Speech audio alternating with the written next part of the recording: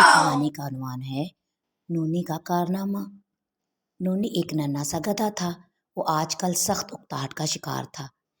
जिस खेत में वो रहता था वहाँ सुबह शाम जिंदगी बस एक ही तरह की गुजर रही थी और उसकी ख्वाहिश थी कि कोई तब्दीली तो हो।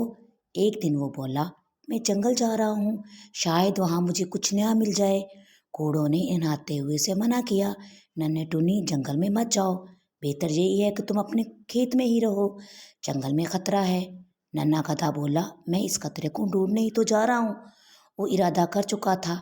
फिर एक दिन सबसे आंख बचाकर वो दौड़ लगाता हुआ जंगल की तरफ चला गया।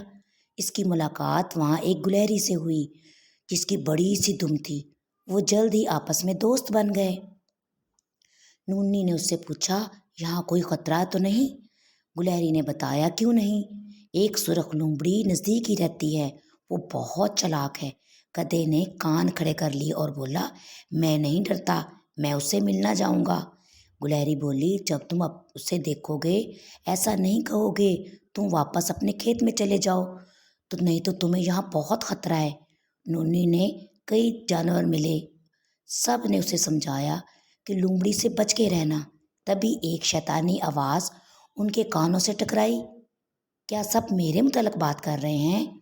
सब जानवरों ने खौफजदा होकर आवाज की तरफ देखा तो वहां एक लोमड़ी अपनी मक्कार मुस्कुराहट समेत खड़ी थी। सभी जानवर मुड़े और भाग खड़े हुए, लेकिन नूनी अपनी जगह से नहीं हिला।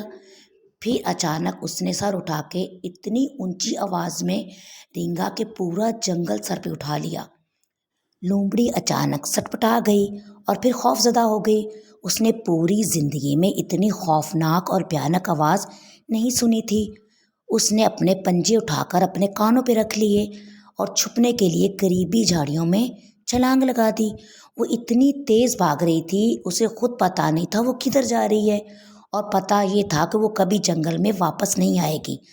जंगल के सभी जानवरों ने लोमड़ी से पीछा छोड़ने पर नोनी का शुक्रिया अदा किया। नोनी भी बहुत खुश था